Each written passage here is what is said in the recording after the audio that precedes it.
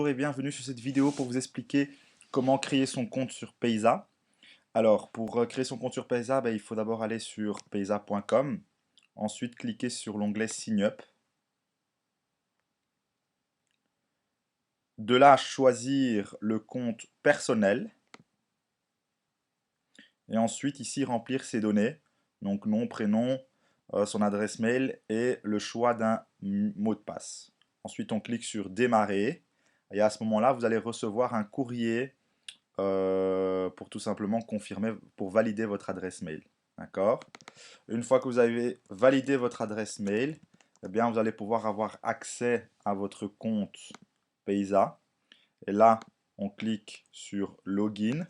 On rentre son adresse mail. Ensuite, son mot de passe qu'on a choisi. Voilà. Et alors là, vous aurez accès à votre compte Payza. Première chose à faire, c'est euh, faire une vérification du compte. Et à ce moment-là, Payza demande de vérifier ses documents personnels. Validation de documents, voilà. Et, et on peut à ce moment-là charger deux documents. Alors ici, on peut charger ici la copie recto de sa carte d'identité. Et ici, on peut charger une preuve d'adresse. Une fois qu'on a chargé ces deux documents, on peut aller dans NIP de transaction. Voilà. Alors à ce moment-là, étant donné que vous ne savez pas encore votre NIP, vous cliquez sur NIP de transaction oublié. Vous allez recevoir un NIP sur votre adresse mail. Alors là, vous avez la possibilité soit de garder ce NIP, ou alors si vous voulez le changer, eh bien vous pouvez également ici vous pouvez changer votre NIP. À quoi sert le NIP? Ça sert à confirmer une demande de virement. Donc c'est un code de sécurité pour chaque demande, pour chaque transaction, on vous demandera votre NIP. Alors une fois que ces deux choses sont faites, vous pouvez cliquer sur portefeuille, carte de crédit ou compte bancaire en fonction si vous voulez utiliser votre carte de crédit ou votre compte bancaire pour créditer votre compte Payza. Généralement, si vous avez une carte Visa, c'est mieux de passer par la carte Visa puisque la carte Visa crédite le compte de manière instantanée alors que si vous faites un virement bancaire, ça prend entre 2 et 3 jours pour que ça arrive sur le compte.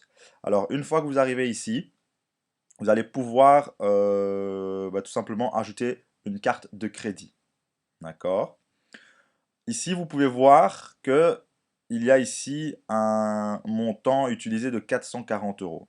Alors, tant que votre compte Payza n'a pas été vérifié, c'est-à-dire que si Payza n'a pas encore validé vos documents, donc qui sont la copie de la carte d'identité, une photocopie de preuve d'adresse, eh bien votre compte Payza est limité à un plafond de 440 euros. C'est une mesure de sécurité, tout simplement.